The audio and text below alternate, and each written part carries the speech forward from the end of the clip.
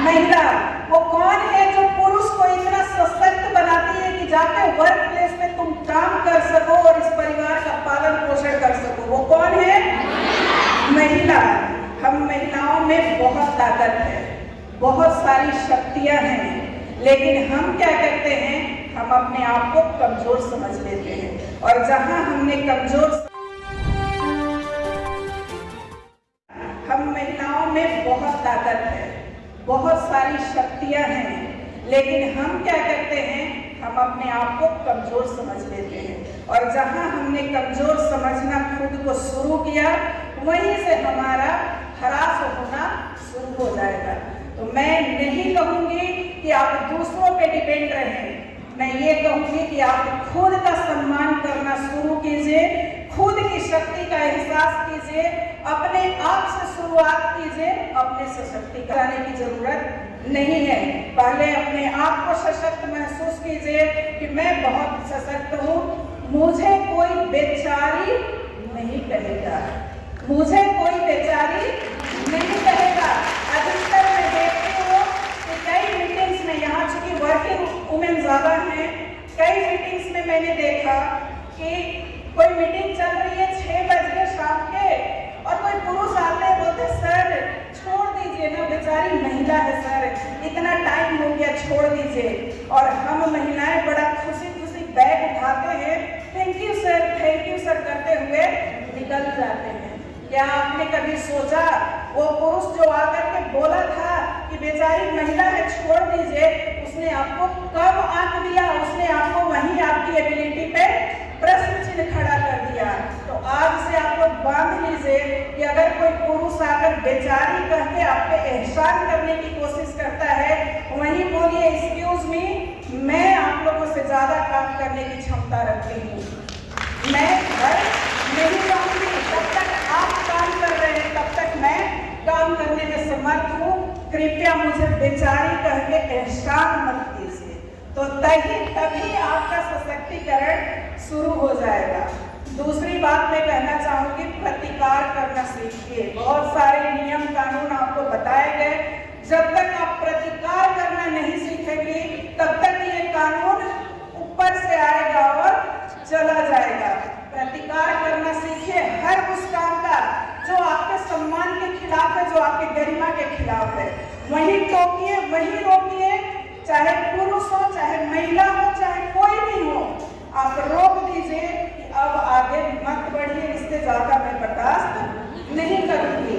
तो जैसे ही आप प्रतिकार करना शुरू करेंगे, वर्क प्लेस पे चाहे यौन शोषण हो या रास्ते में चलते हुए फर्जियां कसने वाले लोग हों, डर जाएंगे कि इस महिला की ओर को देखने का मतलब है कि आज मैं गया।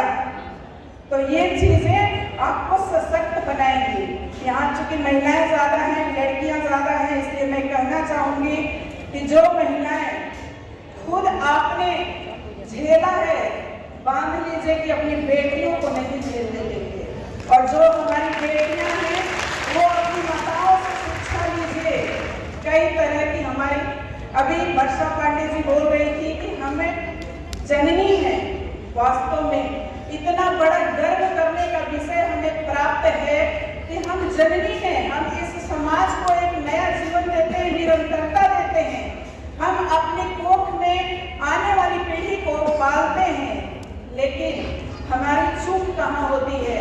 ये माताएं बैठी हुई जो हैं, बेटियों के पोषण पर ध्यान नहीं देती। क्या आपने कभी सोचा है, आपके घर में अगर बेटी पैदा होती है तो आपके घर में एक जननी पैदा होती है, इस सृष्टि को नया गति देने वाली, निरंतरता देने वाली एक बेटी पैदा हुई है।